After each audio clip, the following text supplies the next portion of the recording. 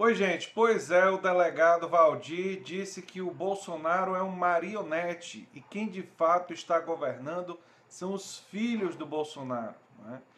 E nós tivemos a Joyce Hasselman ontem, com todas as críticas que a gente tem a Joyce, que não são poucas, não, são muitas. É, ela também fez uma sugestão de que o problema seria os filhos do presidente e tal.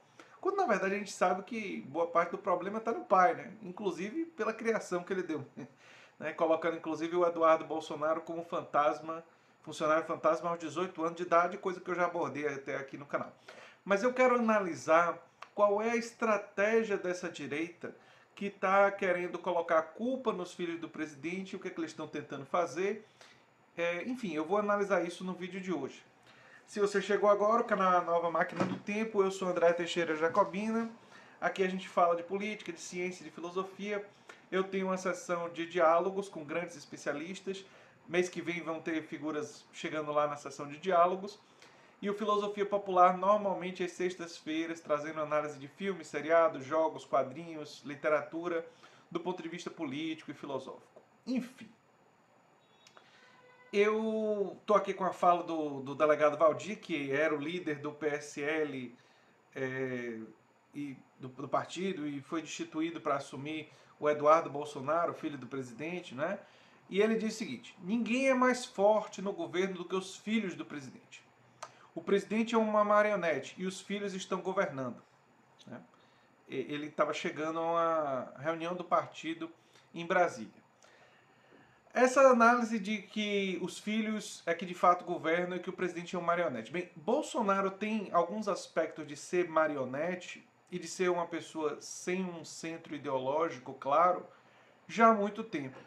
Eu analisei, por exemplo, aqui no canal, que Bolsonaro, a sua vida toda na política, antes das eleições do ano passado, ele tinha sido daquela ala militar que fala de presença forte interventora do Estado. O Estado, de forma autoritária, intervindo na economia. Ele é um entusiasta da ditadura militar, não era um defensor de uma perspectiva liberal na economia. Longe disso, era uma perspectiva interventora, não a intervenção do tipo social-democrata, querendo garantir direitos sociais e tal, uma intervenção mais nos setores industriais e nas estatais, mas um tipo de intervenção estatal era o que marcava a trajetória do Bolsonaro antes das eleições do ano passado. E aí, nas eleições do ano passado, ele disse que o posto Ipiranga dele é o Paulo Guedes e que a economia tudo é com Paulo Guedes. Basicamente se torna um marionete do Paulo Guedes na economia. E ele se torna um marionete de outras pessoas em outras áreas. Quando ele abre mão completamente de qualquer tipo de interferência, quando na verdade isso não é totalmente verdadeiro, porque quando o assessor do Paulo Guedes falou em trazer de novo a CPMF, ele saiu do seu lado de ceder totalmente para dizer que a CPMF não iria voltar. Ele assume uma estratégia de se as coisas derem errado, ter uma pessoa a quem culpar. Essa é a estratégia fundamental do Bolsonaro. Então, por exemplo, para mim está absolutamente evidente que se a economia não reagir, ele disse, mas vocês do mercado disseram que eu tinha que colocar nas mãos do Paulo Guedes. Vocês gostam do Paulo Guedes. O problema é do Paulo Guedes. Eu não tenho nada a ver com isso. Essa é a estratégia do Bolsonaro. Agora, quando o delegado Valdir diz que os filhos do presidente são aqueles que estão governando, ele se refere fundamentalmente à dimensão das articulações políticas. Não está falando tanto de economia, não.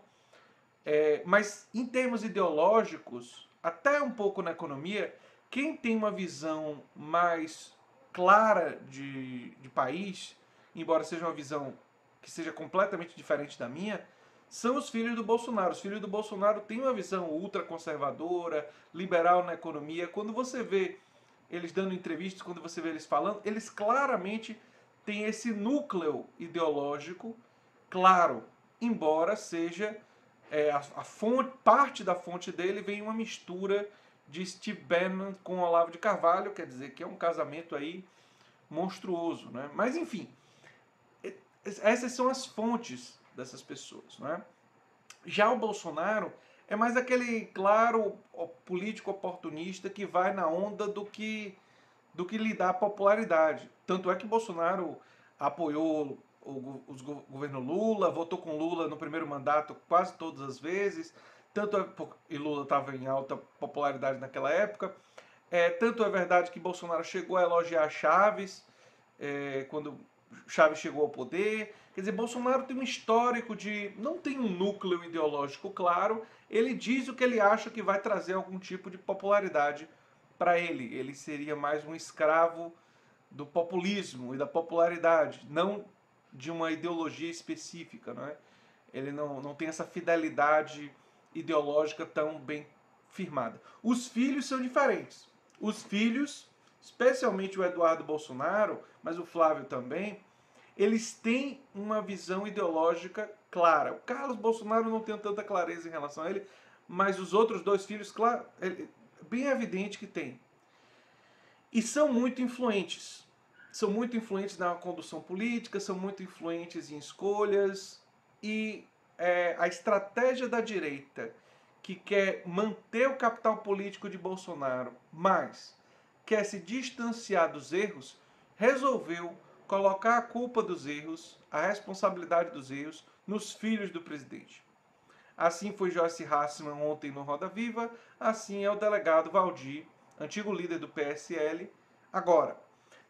São pessoas que estão dizendo, olha, a gente não pode, o que eles estão pensando, a gente não pode simplesmente acabar com o Bolsonaro, criticar demais o Bolsonaro, porque o Bolsonaro ainda desfruta, junto à base bolsonarista, um prestígio muito grande e o capital político deles iria ser destruído. Aliás, o João Dória, quando começou a criticar o Bolsonaro, já tem a base bolsonarista perturbando o João Dória. E eles estão vendo isso acontecendo, eles não estão querendo que seja com eles, mas está acontecendo com eles também. A Joyce foi criticar, o delegado Valdir foi criticar pessoas da direita, pessoas claramente de direita, e eles, eu diria até de extrema direita, eles sofreram um pouco do que a milícia virtual é capaz de fazer, né? Essa milícia virtual bolsonarista. Então é muito importante entender que eles estão fazendo isso por fundamentalmente uma estratégia de sobrevivência política. Eles estão querendo separar Bolsonaro dos filhos e colocar na conta dos filhos os erros para que eles não sejam ligados a pessoas que defenestraram o presidente e para não sofrer acusações de que se bandearam para o outro lado. Né? Que vem muito do pensamento maniqueísta dos bolsonaristas. Né? O bolsonarismo ele tem um traço neofascista interessante de se analisar, que é lidar sempre com absolutos. Ou seja, se você não está comigo, você está contra mim. Se você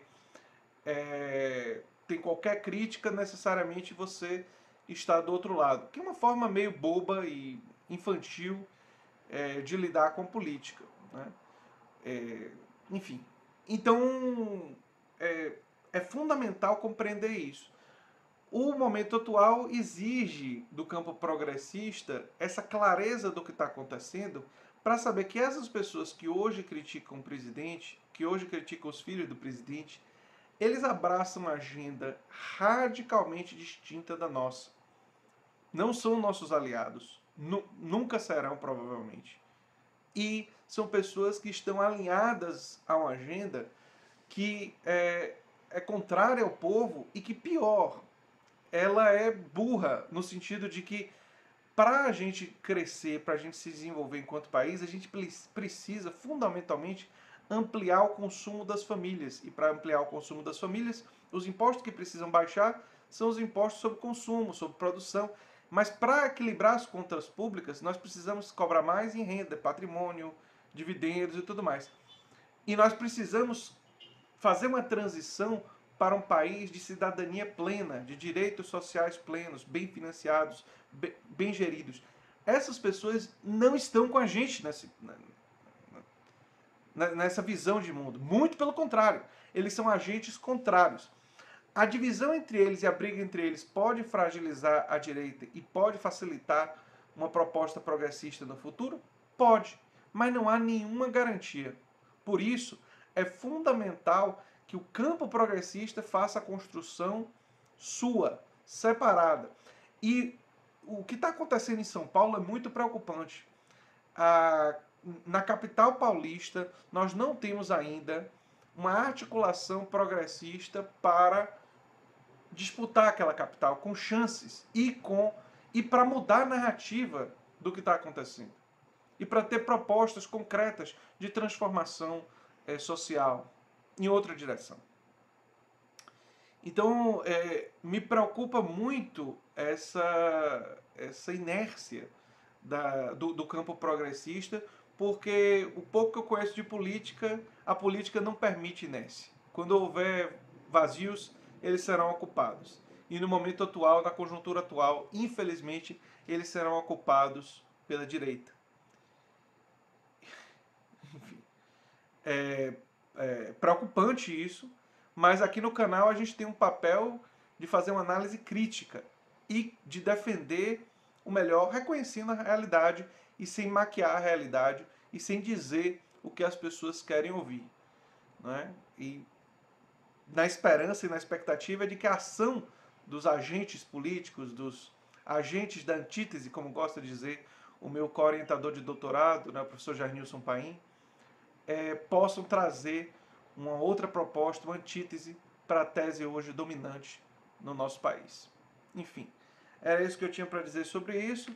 Se você gosta do que eu faço aqui no canal, se inscreva, dê um like, compartilhe e se lembre sempre de divulgar o nosso material. Um abração e até o próximo vídeo. Tchau, tchau.